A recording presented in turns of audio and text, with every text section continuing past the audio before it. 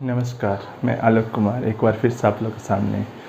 आज हम भारतीय स्वतंत्रता संग्राम के उस आंदोलन के बारे में बात कर रहे हैं जिसे हम भारत छोड़ो आंदोलन कहते हैं, और यह एक निर्णायक आंदोलन था। आपने अगर अभी तक मेरे चैनल को सब्सक्राइब नहीं किया है तो जल्दी से सब्सक्राइब करें और हाँ, बेल आइकन दबाना बिल्कुल न भूलें ताकि आपको अगली वीडियो का नोटिफिकेशन मिल सके। हम लोगों ने पिछली 3 कक्षाओं में देखा था कि इसके क्या क्या कारण थे, इसकी पृष्ठभूमि क्या थी और इस आंदोलन में क्या क्या घटनाएं हुई थी। तो उस आंदोलन के आज अंतिम चरण में हम लोग देखेंगे कि ये जो आंदोलन हुआ उसके क्या क्या परिणाम हुए। मैं एक चीज़ और बता दूं परिणाम से पहले कि यह जो आंदोलन था यह न सिर्फ भारत में बल्कि यह पूरे विश्व में इसकी एक अपनी अलग छाप छोड़ता है। यहाँ तक कि विश्व के जो ऐसे उपनिवेश थे जहाँ पर ब्रिटिश गवर्नमेंट का राज था, वहाँ पर भी इस आंदोलन के बाद एक तेज़ी से स्वतंत्रता की मांग बढ़ने लगती है। तो हम लोगों ने जिक्र किया था पिछली कक्षा में कि किस प्रकार से यह जो आंदोलन था वो एक समानांतर सरकार का गठन व्हाइट बोर्ड पर, और बलिया तामलुक जो बंगाल में है, बलिया उत्तर प्रदेश, सतारा महाराष्ट्र, धारवाड़ कर्नाटक, दलचर बालासोर और बिहार के क्षेत्र, ये जो सारे क्षेत्र थे, इन क्षेत्रों में सरकार जो है ब्रिटिश सरकार के अगेंस्ट समानांतर सरकार का गठन किया जाता है। यूपी में सबसे पहले चित्तू पांडे के द्वारा, जबकि जो आप महाराष्ट्र देख रहे हैं, महाराष्ट्र में जो था सतारा, वहाँ पर, उसके बाद तलचर बालासोर, ये जो सारे क्षेत्र थे यहाँ पे गठन किया गया था। और ये आप कह सकते हैं कि यह आंदोलन जो है कहीं ना कहीं अपने लक्ष्य को के बहुत करीब था। तो अब चलते हैं टॉपिक पे और देखने का प्रयास करते हैं कि आखिर इस आंदोलन के क्या क्या परिणाम हुए। तो हम देखते हैं कि जब सबसे पहले तो यह आंदोलन क्या था, वो एक असफल आंदोलन था। थोड़ी निराशा होती है क्योंकि महात्मा गांधी के द्वारा जो भी आंदोलन चलाए गए थे वो कहीं ना कहीं जा कर के वो अपने परिणाम तक नहीं पहुंच पाते हैं, और उसी क्रम में भारत छोड़ो आंदोलन की भी वही दशा थी। इसके पीछे कई कारण थे। अगर हम इन कारणों पर व्याख्या करें तो हम थोड़ा संक्षिप्त में देखते हैं कि क्या क्या कारण थे जो यहाँ पे सफल नहीं हो पाया।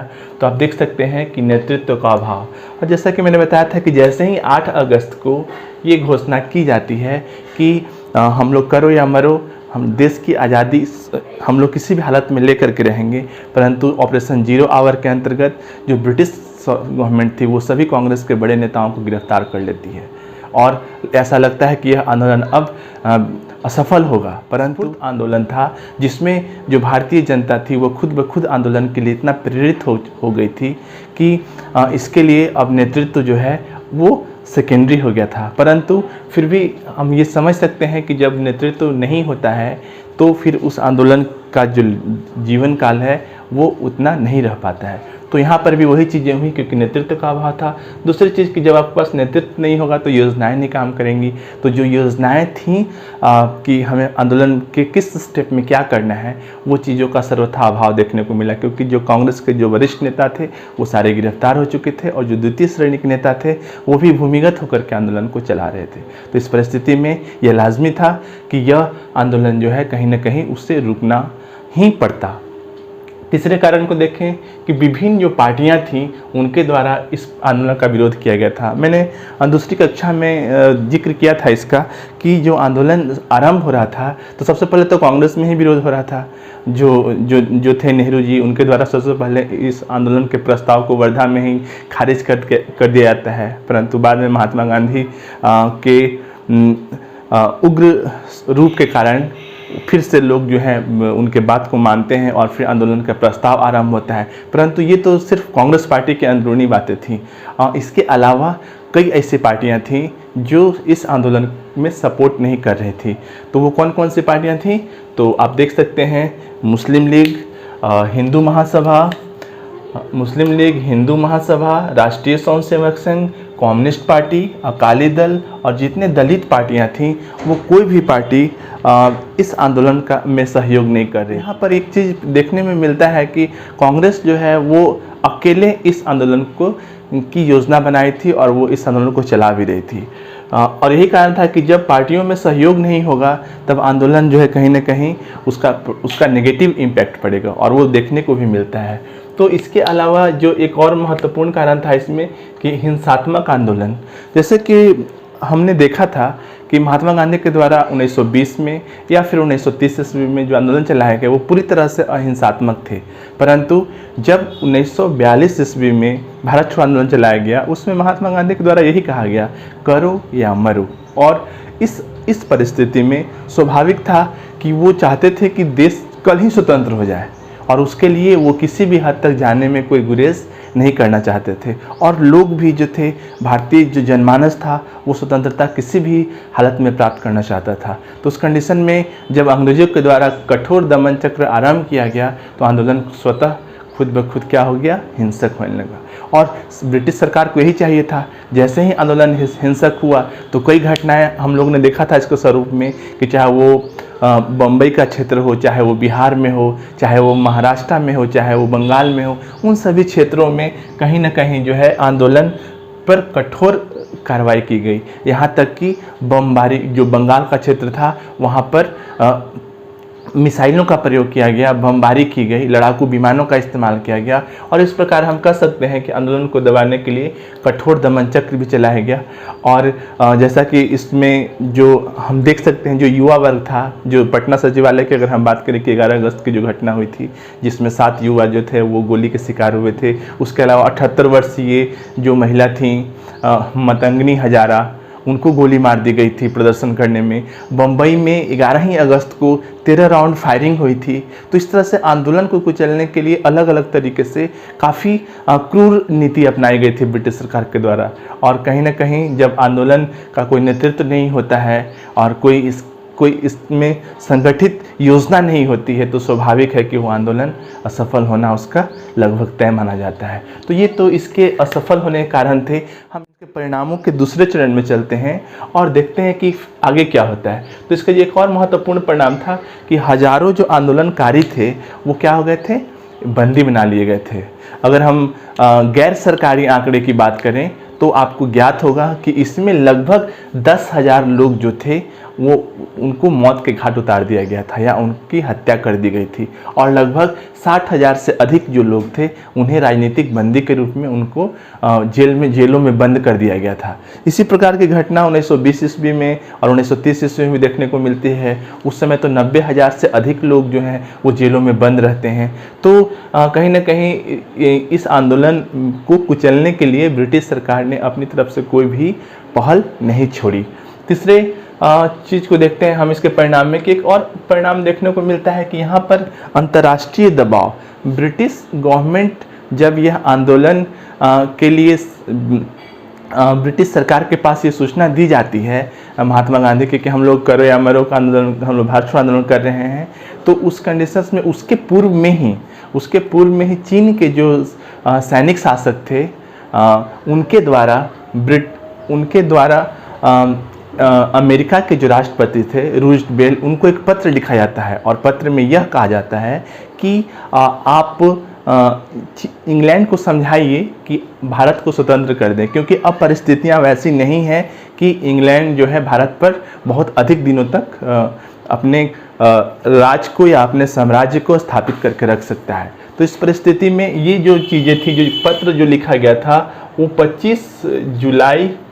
1942 ईस्वी को लिखा गया था।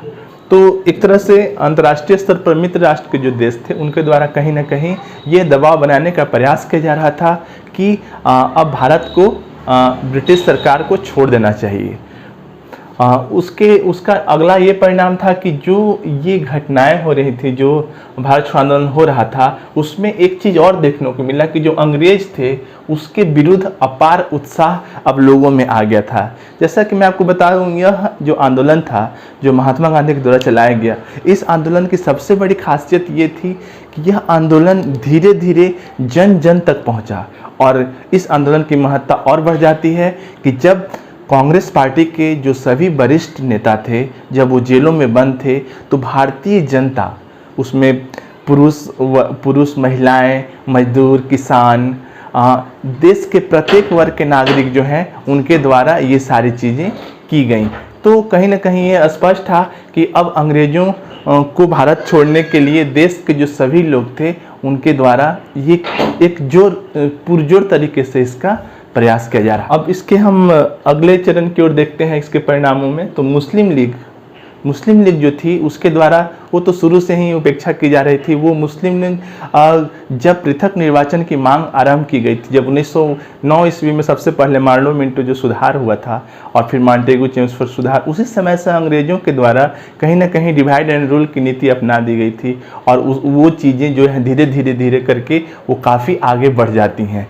अब जो लोगों में पाकिस्तान मुस्लिम शासकों के द्वारा पाकिस्तान की जो मांग होती है वो तेज़ी से बढ़ने लगती है और उन्हें भारतीय स्वतंत्रता से बहुत अधिक लेना देना नहीं रहता है। तो उसी परिस्थिति में हम देखते हैं कि मुस्लिम लीग जो है, चूँकि हम पहले बता चुके हैं कि मुस्लिम लीग के द्वारा जो है आंदोलन में सपोर्ट नहीं किया गया था। दूसरी ओर परिणाम ये हुआ कि अब मुस्लिम लोग को सिर्फ पाकिस्तान के अलावा और किसी चीज़ की ज़रूरत नहीं थी। वो चाहते थे कि मुझे किसी भी कीमत पर पाकिस्तान चाहिए और पाकिस्तान के अलावा वो दूसरा किसी विकल्प पर तैयार नहीं थे। अब अगले चरण में चलते हैं तो यहाँ पे एक चीज़ और देखने को मिलता है कि स्थानीय स्तर पर जो लोग थे वो अब स्वतंत्रता आंदोलन का समर्थन कर रहे थे। क्योंकि हम लोगों ने इसके पहले पढ़ा था कि जब आंदोलन आरंभ हुआ था तो जब विभिन्न पार्टियों में एक जो पार्टी कम्युनिस्ट पार्टी थी उसके द्वारा आंदोलन में सहयोग नहीं किया था। इसके पीछे अगर हम कारण को देखें तो मैंने आपको बताया था पिछली कक्षा में, आप देख सकते हैं पिछला वीडियो, उसमें मैंने आपको ये बताया था कि किस प्रकार से जो ये पार्टियां किस कारण से भारत छोड़ो आंदोलन का में समर्थन नहीं कर रही थी। तो कम्युनिस्ट पार्टी कहीं ना कहीं वो रूस के जो साम्यवादी और समाजवादी सिद्धांत थे उस पर से प्रभावित थी। और रूस किसकी ओर से लड़ रहा था? रूस लड़ रहा था मित्र राष्ट्र की ओर से, और मित्र राष्ट्र का नेतृत्व करता कौन था? इंग्लैंड था। तो इंग्लैंड तो कहीं ना कहीं प्रत्यक्ष और अप्रत्यक्ष रूप से इंग्लैंड जो है इस चीज़ में कहा जाए तो उसके समर्थन में ही कम्युनिस्ट पार्टी थी। परंतु यहाँ जब भारत छोड़ो आंदोलन की जो पराकाष्ठा देखने को मिलती है और देश के प्रत्येक वर्ग के नागरिक, चाहे वो बच्चे हों, चाहे बूढ़े हों, चाहे महिलाएं हों, चाहे किसान हों, ये सारे लोग जब इसमें सपोर्ट करते हैं तो कहीं ना कहीं कम्युनिस्ट पार्टी क्या करती है, वो भी इस आंदोलन में जो स्थानीय नेता होते हैं वो इस आंदोलन में समर्थन करते हैं। तो ये चीज़ें एक सकारात्मक चीज़ हम लोग को देखने को मिलती है। और इसका एक और महत्वपूर्ण परिणाम था जो मैंने अभी जिक्र किया था कि जमींदार, युवा, मजदूर, किसान, महिलाओं के द्वारा समर्थन।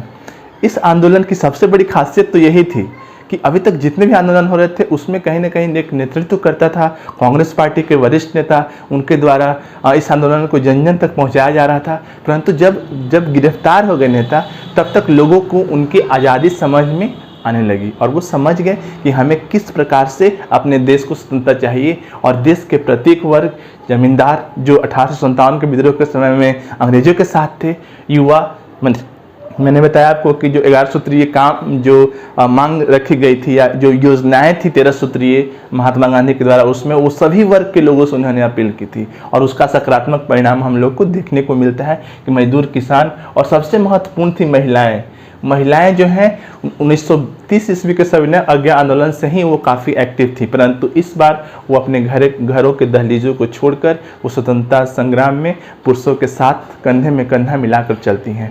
तो एक परिणाम इसका ये भी था। और हम आगे देखें इसके राजनीतिक परिणाम की ओर तो आपको देखने को मिलेगा कि कैबिनेट मिशन का गठन किया गया था। कैबिनेट मिशन 1946 में भारत में आया, ठीक है। उसके पहले बता दूं कि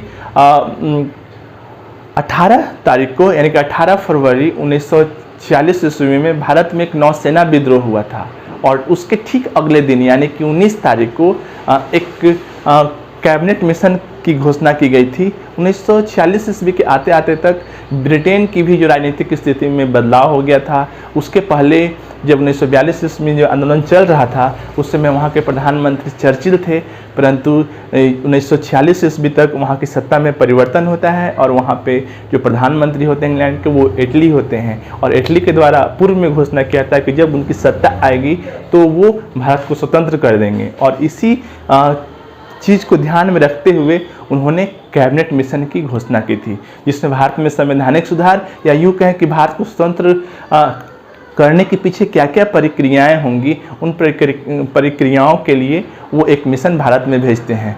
तो ये सारी घटनाएं जो थी इसके परिणाम से संबंधित थी। अगर हम इसके महत्व के देखें तो आपको ज्ञात होगा कि यह जो आंदोलन था, भारत छोड़ो आंदोलन, इसका महत्व या इसकी तुलना जो है भारतीय इतिहासकार जो फ्रांस की क्रांति हुई थी, जो 14 जुलाई 1789 ईस्वी को हुई थी, और उसमें जो तत्कालिक घटना थी, बास्तिल का जो किला था, जो दुर्ग था, जिसमें 7 वहाँ के जो क्रांतिकारियों को जेल में बंद किया गया था, उसको बाहर निकालने और किले को ध्वस्त करने से थी। तो यह एक बहुत सकारात्मक परिणाम था, या समझ सकते हैं कि बास्तिल के दुर्ग की जो घटना थी वो फ्रांसीसी क्रांति की आगाज करती है। और फ्रांसीसी क्रांति पूरे यूरोप में न सिर्फ एक नए साम्राज्य या एक नए समाज की कल्पना करती है जहाँ पर स्वतंत्रता, समानता और बंधुत्व की बात होती है, तो वह एक प्रेरणा स्रोत भी होती है। अगर हम विश्व इतिहास को देखें तो फ्रांसीसी क्रांति की जो भूमिका है वो विश्व के राजनीतिक परिदृश्य को बदलने में एक महत्वपूर्ण भूमिका निभाती है। जबकि कुछ इतिहासकारों का मानना है कि अक्टूबर क्रांति से भी भारत छोड़ो आंदोलन की घोषणा की जाती है। हाँ, ये अक्टूबर क्रांति रूस में हुई थी, और रूस में 1917 ईस्वी में यह क्रांति हुई थी, जिसमें रोमनोस जो साम्राज्य था, जो लगभग 300 वर्षों से रूस पर शासन कर रहा था, उस साम्राज्य को हटा करके वहाँ पर जो मजदूरों और जो मजदूर थे, किसान थे, उनकी पार्टी का वहाँ पर स्थापना होती है। और एक प्रकार से यह एक नए युग की शुरुआत भी मानी जाती है। तो हम यह कह सकते हैं कि भारत छोड़ो आंदोलन जो था, यह आंदोलन न सिर्फ भारत के लिए बल्कि विश्व के लिए एक ऐसे राजनीतिक के उदय में सहायक होता है, जिससे अन्य जो उपनिवेश थे इंग्लैंड के या फिर अन्य साम्राज्यवादी देशों के, वहाँ के लोगों को भी प्रेरणा मिलती है कि अब हम लोगों को भी स्वतंत्र होना चाहिए। भारत जैसे विशाल समूह में, जिसके बारे में ये कहा गया कि जो ब्रिटेन साम्राज्य, जिसका कभी सूरज अस्त नहीं होता है, उस साम्राज्य को जब टक्कर दे सकता है या जब उस साम्राज्य को चुनौती पेश कर सकता है, तो बाकी हम लोग क्यों नहीं कर सकते हैं। तो इस प्रकार से देखा जाए तो ये बात बिल्कुल स्पष्ट है कि भारत छोड़ो आंदोलन के आरंभ होने के बाद इसका परिणाम भले ही हम लोग को तत्कालिक रूप से देखने को ना मिला हो, परंतु इसका कतई अर्थ यह नहीं है कि भारत की आज़ादी में इसकी भूमिका कम करके हम मान सकते हैं। यह वही आंदोलन था जिसके बाद ब्रिटिश सरकार पर एक अंतर्राष्ट्रीय दबाव होता है, और उसके कुछ ही दिनों के बाद, यानी कि 4 सालों के बाद 15 अगस्त 1947 ईस्वी को हम लोग का देश स्वतंत्र होता है। तो हम कह सकते हैं कि महात्मा गांधी के द्वारा चलाया गया यह आंदोलन, यह जन जन तक पहुंचने वाला आंदोलन था, और ये कहीं ना कहीं आज के वर्तमान परिदृश्य में भी यह एक प्रेरणा स्रोत है। ये प्रेरणादायी है। प्रेरणादायी इसलिए है कि जब तक देश के प्रत्येक नागरिक अपने देश का सम्मान नहीं करेंगे, अपने देश की संपत्ति, अपने देश को प्यार नहीं करेंगे, अपने देश के प्रति वो सम्मान नहीं रखेंगे, तब तक हम कभी भी आज़ादी के असली मतलब को नहीं समझ पाएंगे। तो आज की वीडियो